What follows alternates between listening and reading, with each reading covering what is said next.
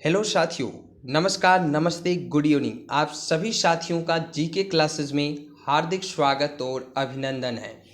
जितने भी साथी यूपी बीएड प्रवेश परीक्षा की तैयारी कर रहे हैं, सभी लोग जल्दी से क्लास में जुड़ जाएं। आप सभी साथियों के लिए बहुत ही शानदार और बहुत ही महत्वपूर्ण क्लास लेकर मैं आया हूं, तो सभी लोग जल्दी से क्लास में जुड़ जाएं। बहुत ही शानदार क्लास होगा और हम लोग आज की इस क्लास में सामान्य ज्ञान यानी जीके के महत्वपूर्ण प्रश्नों के बारे में बात करेंगे, जो आपके यूपी बीएड एंट्रेंस एग्ज़ाम के लिए बहुत ही महत्वपूर्ण है। इस क्लास में हम लोग जो भी एक्सपेक्टेड क्वेश्चन होंगे उनको डिस्कस करेंगे, साथ ही हम लोग क्वेश्चन के महत्वपूर्ण फैक्ट के बारे में भी बात करेंगे। तो सभी लोग जल्दी से क्लास में जुड़ जाएं, क्लास को लाइक शेयर कर दें और चैनल को सब्सक्राइब कर लें।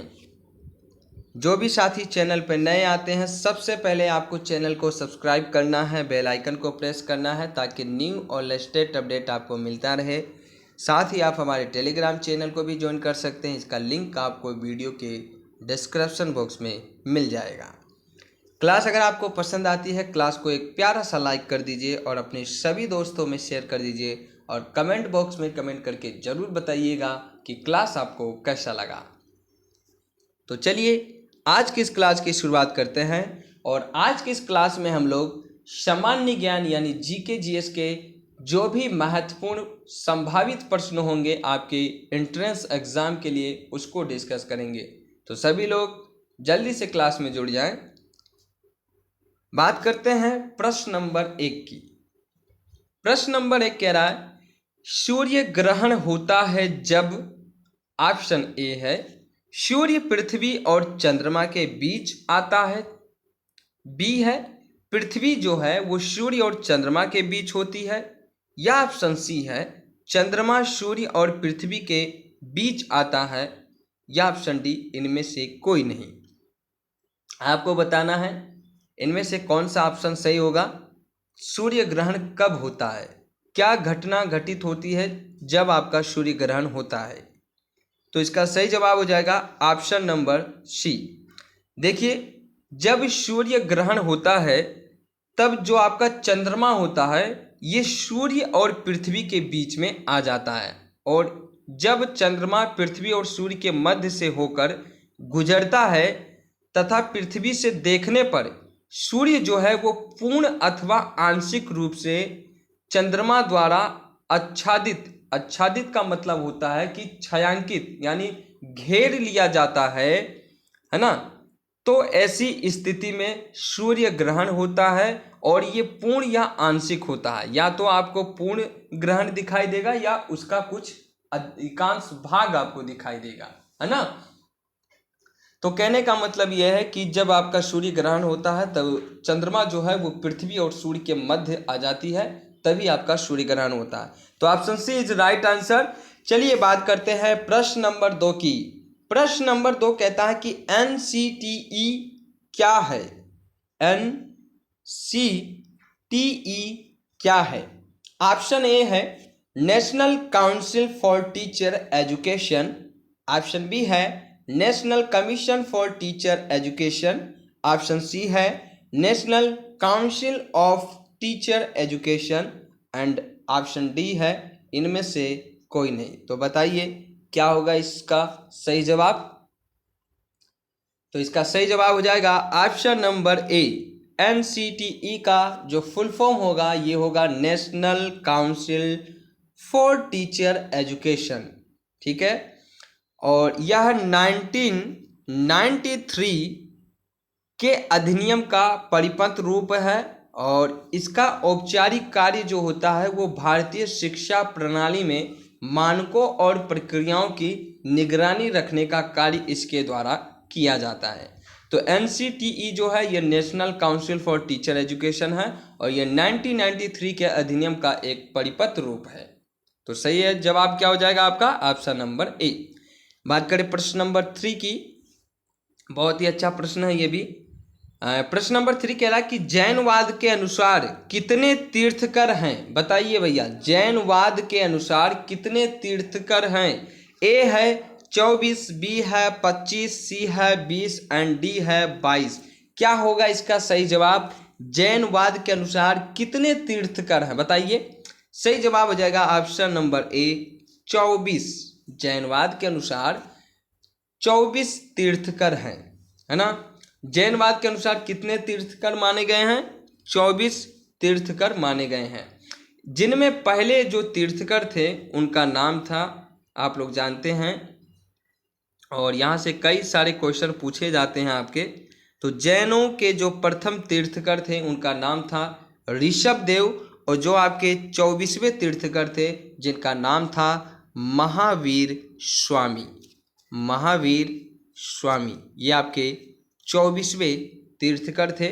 जैन धर्म का अर्थ है जिन द्वारा प्रवर्तित धर्म, जिन द्वारा प्रवर्तित धर्म, जो जिनके अनुयायी हो उन्हें जैन कहते हैं। ठीक है, तो option A is right answer. बात करें प्रश्न नंबर 4 की। प्रश्न नंबर 4 है चूना पत्थर परिष्कृतीकरण के बाद परिवर्तित होता है। चूना और पत्थर परिष्कृतीकरण के बाद में परिवर्तित होता है। ऑप्शन ए है मार्बल में, ऑप्शन बी है क्वार्टजाइट में, ऑप्शन सी है ग्रेनाइट में, ऑप्शन डी है स्लेट में। सही जवाब हो जाएगा ऑप्शन नंबर ए मार्बल में। चूना पत्थर परिष्कृतीकरण के बाद में मार्बल में परिवर्तित हो जाता है। मार्बल या जिसे हम लोग संगमरमर पत्थर या एक कायांतरित सेल कहते हैं, जो कि चूना पत्थर के कायांतरण का परिमाण होता है। यह अधिकतर कैल्साइट या अधिकतर जो है ये कैल्साइट का बना होता है, जो कि कैल्शियम कार्बोनेट का आप कह सकते हैं कि अस्फटिकीय रूप होता है। ठीक है, तो ये कैल्शियम कार्बोनेट का अस्फटिकीय रूप होता है। ठीक, याद रहेगा आप लोगों को। तो चूना पत्थर परिष्कृतीकरण के बाद में मार्बल में परिवर्तित हो जाता है। बात करें प्रश्न नंबर 5 की। प्रश्न नंबर 5 कहता है कि एक बैंक शेड्यूल बैंक कहलाता है यदि, एक बैंक शेड्यूल बैंक कहलाता है यदि ए है यह एक नामीकरण है जो कभी कभी सरकारी एवं सरकारी बैंकों के लिए प्रयुक्त किया जाता है, या ऑप्शन बी है कि यह 1969 एवं उसके बाद घोषित राष्ट्रीयकृत बैंकों की सूची में है, या ऑप्शन सी है कि यह आरबीआई एक्ट 1934 यानी 1934 की द्वितीय अनुसूची में शामिल है, या ऑप्शन डी इनमें से कोई नहीं। तो देखिए इस प्रश्न का सही जवाब जो होगा वो होगा ऑप्शन नंबर सी। यह जो है ये आरबीआई एक्ट के 1934 की जो द्वितीय अनुसूची है उसमें शामिल किया गया है। अब आइए इसको समझते हैं कि ये आखिर है क्या। देखिए भारत में शेड्यूल बैंक जो होता है वह बैंक होता है जिन्हें भारतीय रिजर्व बैंक यानी आरबीआई, आरबीआई का फुल फॉर्म होता है रिजर्व बैंक ऑफ इंडिया, है ना। तो भारत में जो शेड्यूल्ड बैंक होते हैं वो बैंक होते हैं जिन्हें भारतीय रिजर्व बैंक यानी आरबीआई अधिनियम 1934 की द्वितीय अनुसूची में शामिल किया गया है। यह एक ऐसा नामकरण प्रक्रिया है जो कभी कभी सरकारी और सरकारी बैंकों के लिए प्रयुक्त किया जाता है ना। तो ये आपका option C is right answer हो जाएगा। ये जो एक शेड्यूल बैंक जो होता है ये बैंक कहलाता है यदि वह आरबीआई एक्ट 1934 की द्वितीय अनुसूची में शामिल होगा तब। तो option C is right answer. Class को लाइक शेयर कर दीजिए। बहुत कम लोग आप लोग क्लास में आते हैं, बहुत ही ज़्यादा कम लोग आप क्लास में आते हैं, 2 4 3 बस इतने ही आते हैं, मज़ा नहीं आता। आप लोग ज़्यादा संख्या में आइए। आप सभी के लिए ये प्रश्न है और हम आपको बिल्कुल निःशुल्क 1 रुपया नहीं ले रहे हैं आपसे। बस आपको करना क्या है, 10 मिनट का वीडियो आपको देखना है और जो भी प्रश्न आपको बता रहे उसको सुनना है आपको। इतना सा काम करना जो भी आपसे नहीं होता है। इसके लिए आपको कोई पहाड़ थोड़ी उठाना है ना। अभी आपको गाना सुनना होगा तो आप फटाफट गाना सुन लेंगे, लेकिन ये आपकी काम की चीज़ बता रहे हैं ना, तो इसको प्लीज़ आप देखिए। 10 मिनट की वीडियो पूरा देखिए भाई। 10 मिनट में अगर आपको 15 प्रश्न बता दिया जा रहा है, आपको समझा दिया जा रहा है, तो आपके लिए कितनी बड़ी बात है। आप 10-15 मिनट में आप 4-5 नंबर पक्के कर सकते हैं, है ना। क्योंकि ये जितने भी प्रश्न मैं आपको बता रहा हूँ ये सभी आपके एग्जाम के लिए बहुत महत्वपूर्ण है। तो प्लीज़ साथियों, आपसे एक ही रिक्वेस्ट है मेरा कि आप लोग ज़्यादा से ज़्यादा संख्या में क्लास में जुड़िए और अपने सभी साथियों को क्लास में जोड़िए, ठीक है। थोड़ा बहुत तो आपका सपोर्ट चाहिए हमें, ठीक है। आप लोग अपना सपोर्ट बिल्कुल ही नहीं देते हैं। चलिए बात करते हैं हम लोग क्वेश्चन नंबर 6 की। भारत का राष्ट्रीय राज्य भाषा के लिए कितने सदस्य मनोनीत कर सकता है? भारत का राष्ट्रीय राज्यसभा के लिए कितने सदस्य मनोनीत कर सकता है? ए है 12 सदस्य, बी है 15 सदस्य, सी है 6 सदस्य, डी है 9 सदस्य, है ना। क्वेश्चन है कि भारत का जो राष्ट्रीय राज्यसभा है इसके लिए कितने सदस्य को मनोनीत कर सकता है? ठीक, सही जवाब हो जाएगा ऑप्शन नंबर ए, 12 सदस्य को। संविधान के अनुच्छेद 80 के अंतर्गत राज्यसभा में, संविधान के अनुच्छेद 80 के अंतर्गत राज्यसभा में 250 से अधिक सदस्यों से बनी है। संविधान के अनुच्छेद 80 के अंतर्गत राज्यसभा जो है 250 से अधिक सदस्यों से बनी है, जिनमें आपके 12 सदस्य भारत के राष्ट्रपति द्वारा उन लोगों में से नामांकित किए जाते हैं जिनके पास साहित्य, विज्ञान, कला और सामाजिक सेवा में विशेष ज्ञान एवं अनुभव हो। तो संविधान के जो अनुच्छेद 80 है, इस अनुच्छेद के अंतर्गत हमारे भारतीय संविधान में राज्यसभा जो होती है वो 250 से अधिक सदस्यों से मिलकर बनी होती है और इन सदस्यों में 12 सदस्य ऐसे होते हैं जो हमारे भारत के राष्ट्रपति के द्वारा मनोनीत किए जाते हैं, जिनमें से आपके साहित्य, विज्ञान या कला या आपके सामाजिक सेवा में विशेष ज्ञान या अनुभव होता है, उन्हीं को इसमें शामिल किया जाता है। ठीक है, क्लियर है। चलिए बात करते हैं प्रश्न नंबर 7 की। प्रश्न नंबर 7 कह रहा है कि किस क्षेत्र में बुकर पुरस्कार जीता जाता है?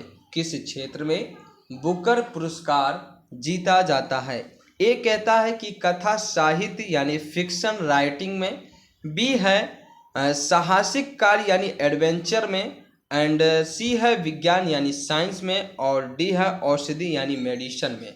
तो आपको ये बताना है कि किस क्षेत्र में बुकर पुरस्कार जीता जाता है, और इसका सही जवाब हो जाएगा ऑप्शन नंबर ए, कथा साहित्य यानी फिक्शन राइटिंग में।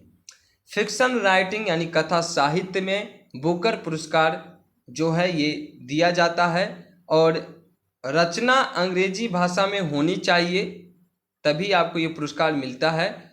अरविंद अडिगा साहित्य, है ना, अरविंद अडिगा साहित्य यह पुरस्कार 5 बार भारतीय मूल के लेखकों को दिया जा चुका है। ठीक है, अगर आपसे क्वेश्चन पूछ लिया बीएड एंट्रेंस एग्जाम में कि बुकर पुरस्कार जो है कितने भारतीय मूलों को दिया गया है, तो अरविंद आडिग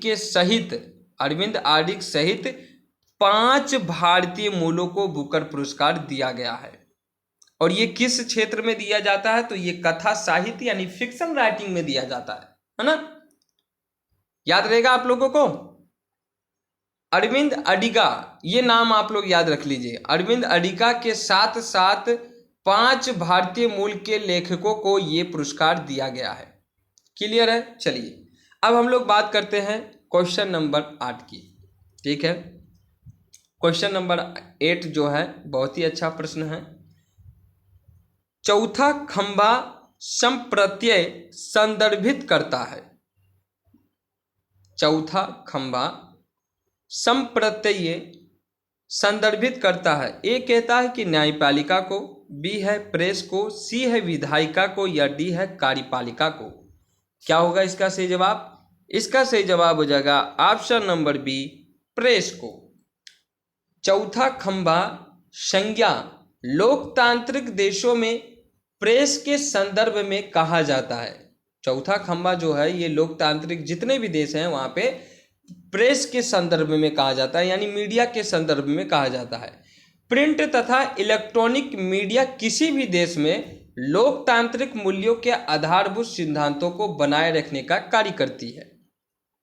जो आपकी प्रिंट या इलेक्ट्रॉनिक मीडिया होती है, ये किसी भी देश में लोकतांत्रिक जो मूल्यों होते हैं उनके आधारभूत सिद्धांतों को बनाए रखने का कार्य करती है। विधायिका जो होती है आपकी, ये आपके संसद, ठीक है, विधायिका, संसद, कार्यपालिका तथा न्यायपालिका इसके अन्य 3 स्तंभ है। विधायिका जो है ये संसद की होती है और कार्यपालिका तथा न्यायपालिका जो है इसके 3 स्तंभ होते हैं। विधायिका, कार्यपालिका, न्यायपालिका, संसद के 3 स्तंभ होते हैं। आई बात समझ में? तो option B is right answer. चलिए क्वेश्चन नंबर 9 क्या कह रहा है, देखिए, कह रहा कि भारतीय नेपोलियन किसे कहा जाता है? भारतीय नेपोलियन किसे कहा जाता है बताइए। ए है सम्राट अशोक को, बी है चंद्रगुप्त मौर्य को, एंड सी है समुद्रगुप्त को, डी है चंद्रगुप्त विक्रमादित्य को। तो आपको ये बताना है कि भारतीय नेपोलियन किसे कहा जाता है। सही जवाब हो जाएगा ऑप्शन नंबर सी, समुद्रगुप्त को। समुद्रगुप्त गुप्त साम्राज्य के सबसे प्रतापी शासक रहे हैं और प्रयाग प्रशस्ति और अन्य ऐतिहासिक स्रोतों के माध्यम से ये बताया जाता है कि समुद्रगुप्त की विजय पताका लगभग संपूर्ण भारत पर लहराती थी और इन्हीं समान गुणधर्म होने के कारण इनको या इसे नेपोलियन से तुलना की गई थी। इसलिए समुद्रगुप्त को भारत का नेपोलियन कहा जाता था। ठीक है, पूरे भारत में इसने राज किया था, पूरे भारत में इसकी विजय हुई थी। ठीक, चलिए बात करते हैं प्रश्न नंबर 10 की। शोभना गुरुदुक प्रवर्तक है। शोभना गुरुदुक प्रवर्तक है। ए है ख्याल अयोध्याप्रत, बी है ख्याल, सी है ठुमरी, डी है इनमें से कोई नहीं। तो इस प्रश्न का सही जवाब हो जाएगा ऑप्शन नंबर सी, ठुमरी। शोभना या शोभा गुट्टुर ये भारतीय शास्त्रीय शैली की एक प्रसिद्ध गायिका थी। जो मैंने आपको नाम बताया है शोभना या शोभा गुट्टुर, ये भारतीय शास्त्रीय शैली की एक प्रसिद्ध गायिका थी और उनका मूल नाम जो था वो था भानुमति। इनका मूल नाम क्या था? भानुमति शिरोडकर। भानुमति शिरोडकर। भानुमति शिरोडकर। शोभना गुट्टुर एक भारतीय शास्त्रीय शैली की प्रसिद्ध गायिका थी जिनका मूल नाम भानुमति शिरोडकर था। इन्होंने गायन की ठुमरी शैली को विश्व भर में ख्याति दिलाई थी, प्रसिद्धि दिलाई थी। शोभा गुट्टुर को ठुमरियों की रानी कहा जाता था और इन्होंने ठुमरी के अतिरिक्त कजरी, होरी, दादरा आदि के गायन व विकास में बहुत ही महत्वपूर्ण योगदान दिया था। तो शोभना गुट्टुर जो है ये भारतीय शास्त्रीय शैली की एक प्रसिद्ध गायिका थी। आपको यहाँ से क्वेश्चन पूछ सकता है कि ठुमरियों की रानी किसे कहा जाता है, तो शोभना गुट्टुर या शोभा गुट्टुर को, और इनका मूल नाम जो था वो था भानुमति शिरोडकर। तो option C is right answer है। ठीक है, आगे बढ़ते हैं, बात करते हैं क्वेश्चन नंबर 11 की। क्वेश्चन नंबर 11 कहता है कि सौर मंडल के किन ग्रहों को निकृष्ट ग्रहों के रूप में जाना जाता है? सौर मंडल के किन ग्रहों को निकृष्ट ग्रहों के नाम से जाना जाता है? ए कहता है मंगल अयो बुध को, बी है बुध अयो शुक्र को, सी है पृथ्वी अयो मंगल को और डी है पृथ्वी अयो बुध को। तो क्या होगा इसका सही जवाब? इसका सही जवाब होगा ऑप्शन नंबर बी, बुध अयो शुक्र को। सौर मंडल के बुध अयो शुक्र को निकृष्ट ग्रहों के रूप में जाना जाता है। सौर मंडल के जिन 2 ग्रहों को निकृष्टतम या इन्फीरियर प्लैनेट की श्रेणी में रखा गया है वो आपका बुध और शुक्र है। निकृष्टतम या इन्फीरियर ग्रह ऐसे ग्रह होते हैं जो पृथ्वी की तुलना में सूर्य के निकटस्थ ग्रह हैं। तो ये जो आपके 2 ग्रह हैं बुध अयो शुक्र, इनको इन्फीरियर ग्रह कहा जाता है या निकृष्टतम ग्रह कहा जाता है। इनको इन्फीरियर प्लैनेट के श्रेणी में रखा जाता है। तो option B is right answer. आगे बढ़ते हैं, बात करते हैं क्वेश्चन नंबर 12 की। क्वेश्चन नंबर 12 कहता है कि रेटिनॉल का सामान्य नाम क्या है। ए कहता है कि विटामिन सी, बी है विटामिन डी, सी है विटामिन ए और डी है विटामिन बी। तो बताइए रेटिनॉल का सामान्य नाम क्या है। सही जवाब हो जाएगा option number C, vitamin A. Retinol का सामान्य नाम जो है वो है विटामिन ए। विटामिन ए का वैज्ञानिक नाम रेटिनॉल है और यह एक विटामिन आंखों से देखने के लिए अत्यंत आवश्यक तत्व है। यह जो विटामिन है ये आंखों से देखने के लिए अत्यंत आवश्यक तत्व होता है। साथ ही यह बीमारी से बचने के काम भी आता है। यह अनेक रोगों को सामान्य बनाए रखने में मदद करता है। इसकी कमी से रतौंधी भी हो जाता है। तो बहुत ही महत्वपूर्ण है ये प्रश्न। अगर आपसे पूछ लिया है कि किस विटामिन की कमी से रतौंधी होता है तो ये आपके विटामिन ए की कमी से होता है। ठीक है, आगे बढ़ें, बात करें प्रश्न नंबर 13 की। पाक जल डमरू मध्य अलग करता है दो देशों को। पाक जल डमरू मध्य अलग करता है दो देशों को। ए है पाकिस्तान और श्रीलंका को, बी है ब्रिटेन और फ्रांस को, सी है भारत और पाकिस्तान को, डी है भारत और श्रीलंका को। तो आपको ये बताना है कि जो पाक जल डमरू मध्य है ये किन दो देशों को अलग करता है। सही जवाब हो जाएगा ऑप्शन नंबर डी, भारत और श्रीलंका को। पाक जल डमरू मध्य भारत और श्रीलंका को अलग करता है और ये पाक की खाड़ी के रूप में जाना जाता है। ठीक है, पाक जल डमरू मध्य को पाक की खाड़ी के नाम से जाना जाता है, याद रहेगा आपको। भारत के राज्य तमिलनाडु और द्वीप राष्ट्र के उत्तरी भागों के बीच स्थित एक जल संयोजी है ना। भारत के राज्य तमिलनाडु और द्वीप राष्ट्र के उत्तरी भाग के बीच स्थित एक जल संयोजी है।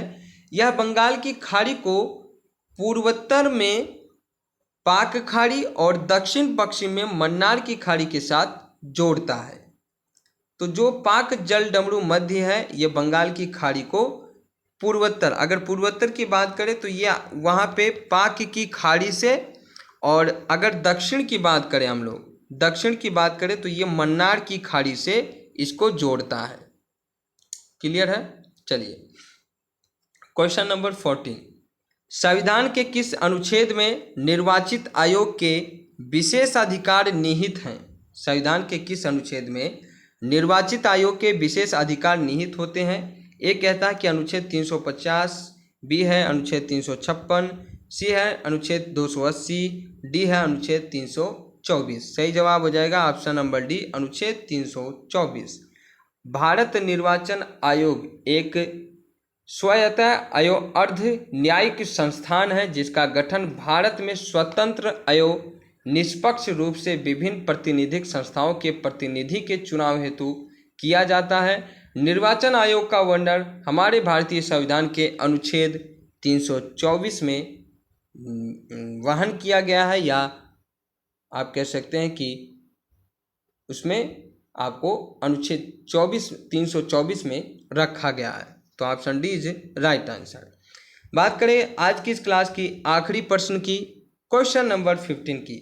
पोंगल त्योहार है, ए है तमिलनाडु, बी है पश्चिम बंगाल, सी है असम का, डी है केरल का। यानी पोंगल त्योहार जो है ये किस राज्य का त्योहार है। सही जवाब होगा ऑप्शन नंबर ए, तमिलनाडु का। पोंगल तमिल हिंदुओं का एक प्रमुख त्योहार है और ये प्रतिवर्ष 14 से 15 जनवरी को मनाया जाता है।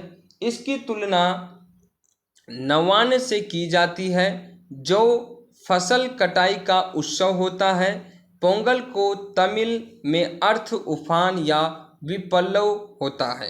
पोंगल का जो तमिल अर्थ होता है वो उफान या विपल्लव होता है। तो पोंगल आपका तमिल हिंदुओं का एक प्रसिद्ध त्यौहार है। ये आपके तमिलनाडु में मनाया जाता है, 14 या 15 जनवरी को मनाया जाता है। तो option A is right answer.